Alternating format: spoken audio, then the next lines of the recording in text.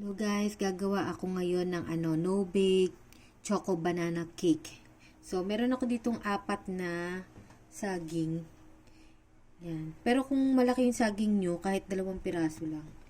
Saka maliit na cake lang tong aking gagawin. Para hindi masyadong dumami ang kain ng matamis dahil may diabetes. Yan. So, balatan lang natin to and then hiwain ng maliliit.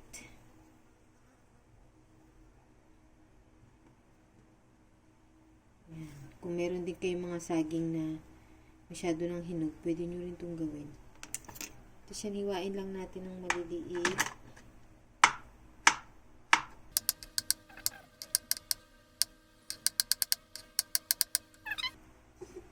Kailangan natin syempre ng food processor para mas mapabilis ang gawain na kailangan. Food processor. Pero kung wala kayong food processor, guys, pwede nyo namang imano-manong durugin gamit ang tinidor. Ayan. Tapos, kailangan din natin ng plain na biscuit. Kahit anong brand. Basta yung plain na lang siya, biscuit. Ayan. Nalagay tayo dyan. Ayan. Kung wala kayong food processor, pwede namang imano-mano nyo rin durugin yung biscuit. Tapos, ipag-mix-mix nyo na lang after. So, gawa nyo na lang ng paraan. Ayan. Sinet aside ko muna yung food processor. Kailangan natin ng parang Milo. Ito to sa Dali. Para siyang Milo. Murang version. Ayan. Pwede rin yung gamitin Milo. O kung meron kayo guys na sweetened cocoa, pwede rin. Sweetened cocoa. Yung matamis na cocoa. Ito kasi guys matamis. Medyo matamis to kaysa sa Milo. Tapos maglalagay lang ako ng 1 tablespoon na sugar. Wala kasi akong ang original kasi sa recipe nito is melted chocolate. Wala akong chocolate. So, ito yung gagamitin ko. Maglalagay ako ng hot water. So, pa isa-isa lang muna lagay ko.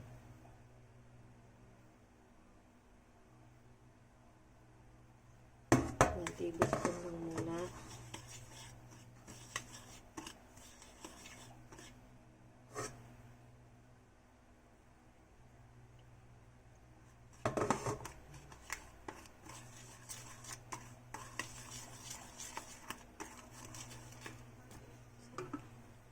Tablespoon na hot water.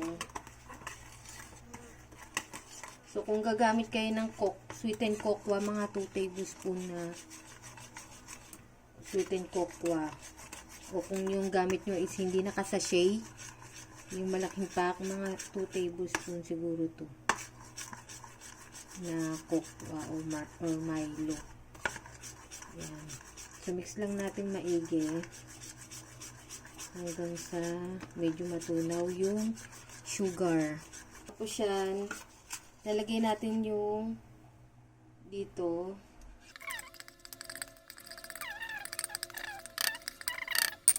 Ayan.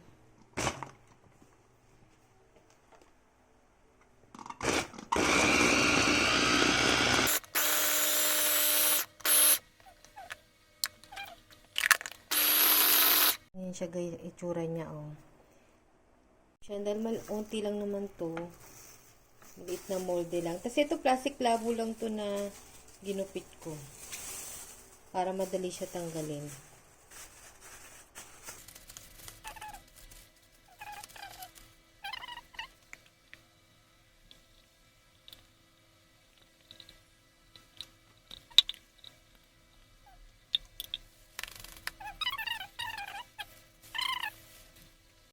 Ayan guys, next day na to. Nilagay ko siya guys sa freezer. Ayan. Nagbuo naman siya. Noong una, nilagay ko lang siya sa baba. Parang hindi tumitigas. Kaya nilagay ko sa freezer.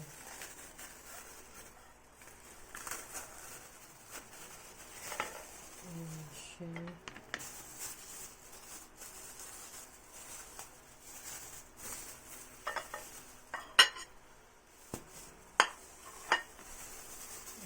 siya, guys. Tapos, lagyan natin ng cocoa powder sa ibabaw. Ayan. Lagyan natin ng cocoa powder. Ito cocoa. Pwede rin naman Milo. Pwede nyo nang kainin ng ganyan. Kailangan para mas maganda yung itsura niya. Lagyan natin ng cocoa powder.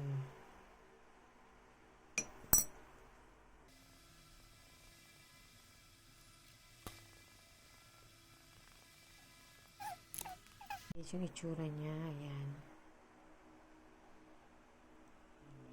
Picturean ko muna. Tingnan natin. Para siyang ano siya? Para siyang ice cream cake. Sarap.